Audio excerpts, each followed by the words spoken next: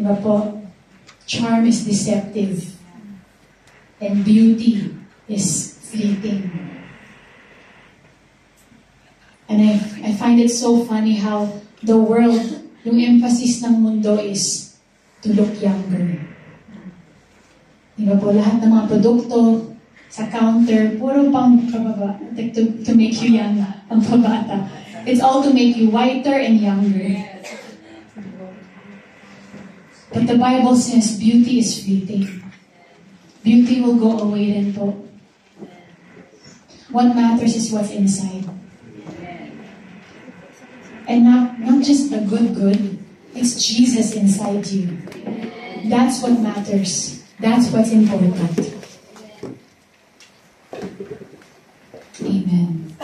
So let this be a reminder. Actually, yung Proverbs 31 po, verse 10 onwards, diba, it talks about a wife of noble character. Pero it also talks about the church. Basically, lahat ng ginagawa ng noble wife is also what the church, tayo, is doing. Amen. A good wife. So, because we are the bride of Christ. Right? Okay, so just a side note there, but it's a very important note. But also, a reminder po, the Proverbs 31 woman, do you see yourself? Amen.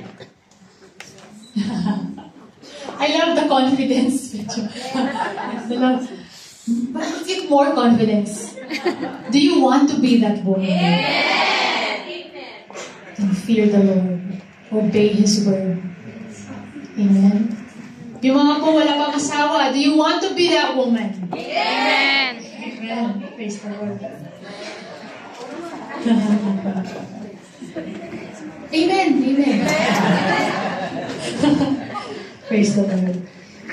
So this time po, now that we've read Proverbs 31, that was just an encouragement to all of our moms.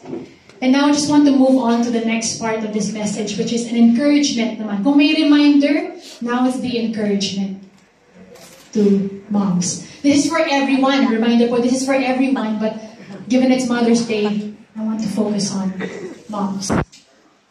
So yesterday po, habang nagpe-pray po, because I went to school yesterday and it was a beautiful session. And habang nagpe-pray po, like the word that I got, I didn't know in my spirit, yung speaking in tongues, I was praying for what to give today.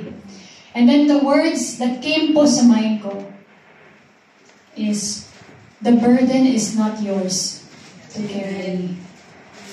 The burden is not yours to carry.